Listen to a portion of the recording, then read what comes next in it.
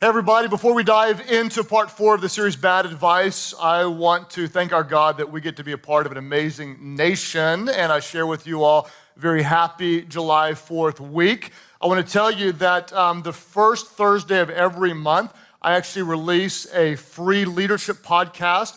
I'm very passionate about helping people become better leaders in every area of life. If you want to go to iTunes, you can search Craig Rochelle Leadership Podcast or go to life.church/leadership podcast. If you subscribe, they will come directly to you. Also, guess what's next week? You've been waiting for it. It's called At the Movies. This is the prime time to bring people that normally wouldn't go to church. We take very popular movies, but I can't tell you which one because you have to be here to see it.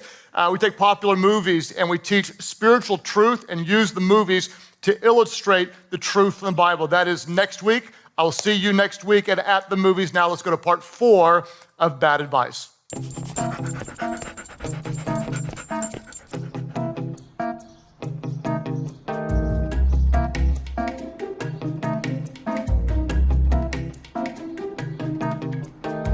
Hey, want some advice? You need more things. Nicer car, bigger house, bigger garage to keep it in. Then you'll be satisfied. Go ahead. It's just another payment. You deserve it. Well, I'm glad to have all of you guys with us for part 4 of a message series called Bad Advice.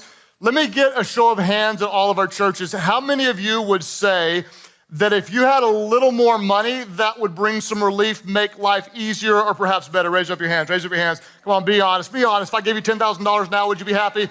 Yeah, there you go, raise up those hands, right? Absolutely, of course. Almost everybody would say a little more money would make life easier or better. Just like when I was growing up, every year on my birthday or on Christmas, Grandma would send us a check. What's interesting, my little sister, her name is Lisa, she actually shares the exact same birthday with me, only 3 years apart. Same day, so we get a check on birthday, we get a check on Christmas, and every year she'd get her $10 check from Grandma and open it up, she'd go, $10! And every year I'd get my $10 check from Grandma and open it up and say, $50!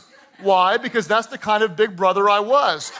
And she would scream, no, you didn't get $50. I said, yes, I did. And I put it in my pocket. Show me. No, I won't show you. And every year she fell for it, and every year she would cry, and every year this happened until one year when Grandma sent me my $10 check, and I went, $50, and Grandma sent Lisa a $50 check.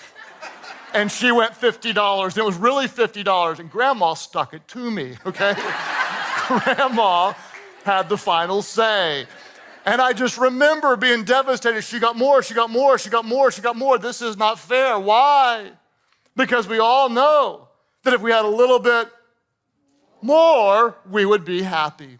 Today, what I want to do, as we're in a message series called Bad Advice, I'm actually giving bad advice. When we talk about bad advice in the context of the church, it becomes incredibly obvious that it's really bad advice. When we look at the way that we actually live, when we look at how we behave, it often appears that we're taking bad advice. As we hear bad advice in this context, I believe it will highlight godly advice. Today, the bad advice I want to give you is the advice how to be dissatisfied. How to be dissatisfied. Let's start with scripture today from 1 Timothy chapter 6, verses 6 through 8. Paul told Timothy this. He said that godliness with what? Somebody help me. He said godliness with contentment is great gain.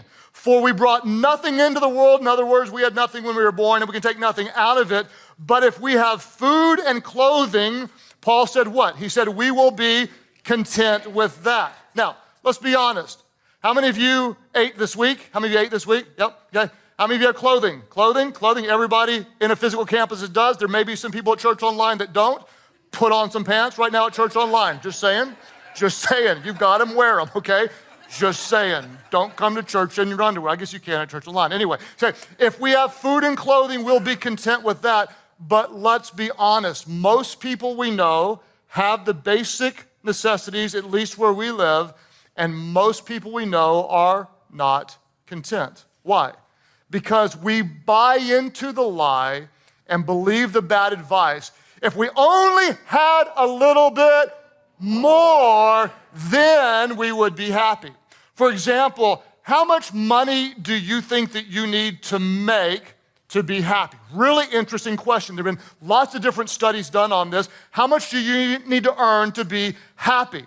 And it depends, where you live. In other words, where I live, the cost of living is less than on the coasts and such. But anyway, an average report is this. The Gallup poll did a study, and it found that if you earn $30,000 a year or less, you think that $74,000 a year would be enough.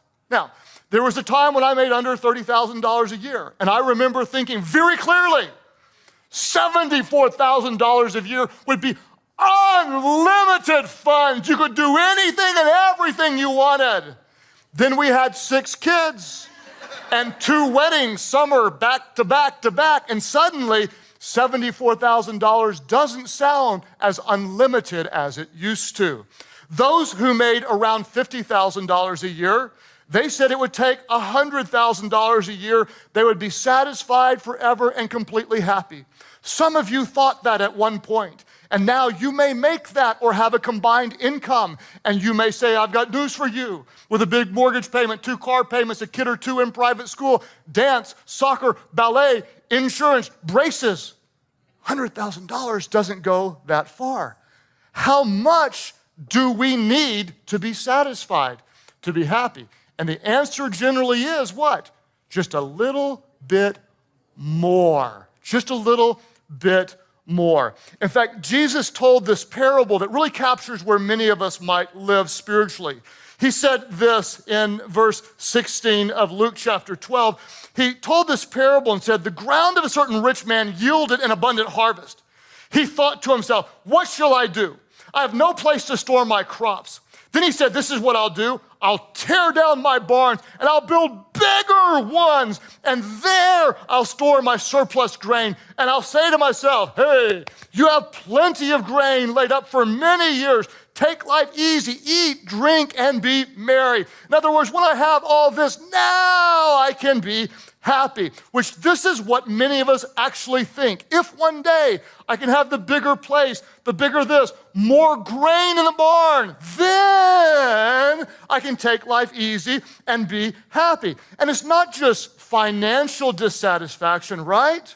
Some of us, well, if I could just lose 20 pounds, then I'd feel better about myself. Or for some of you, if I could gain 20 pounds, then I would feel better about myself. If I just had a better job, any job, if I had a job with insurance, benefits, then I would feel better. Some people think, well, when I get married, then I can be satisfied. Then they think when I have kids, we can be satisfied. Then when our kids get out of diapers, we can live again. Then when our kids can drive, we'll be okay. Then when our kids get out of the house, we'll be fine. Then when they get out of college, they'll be fine. Then when they get out of the house again because they came home after college. Some of you know what I'm talking about, right? They're boomerang kids. You did this. Whew. And they're back, right? How'd that happen?